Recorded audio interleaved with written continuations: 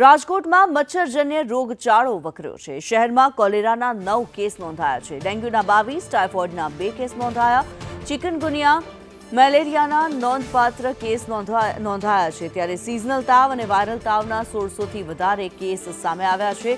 રાજકોટમાં છેલ્લા 15 દિવસની અંદર જ વાયરલ અને મચ્છરજન્ય તેમજ પાણીજન્ય રોગચાળો વકર્યો છે।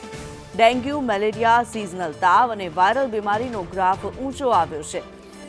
ભાદરવામાં જાણે ડબલ ઋતુ અને પાણીજન્ય રોગચાળો માથું ઊંચકી રહ્યો છે। ત્યારે કોલેરામાં 9 કેસ શહેરી વિસ્તારમાં નોંધાયા છે। ડેન્ગ્યુના 22થી વધારે કેસ સામે આવ્યા છે।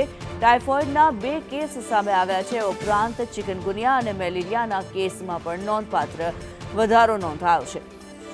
સિઝનલ તાવ અને વાયરલ તાવના લગભગ 1600થી વધારે કેસ સામે આવ્યા છે। ત્યારે લોકો મચ્છરથી બચવા માટે થઈને મચ્છરના પોરા ન થાય તે માટે આરોગ્ય વિભાગની માર્ગદર્શિકા મુજબ કામગીરી કરવા માટે સૂચન કરવામાં આવ્યું છે।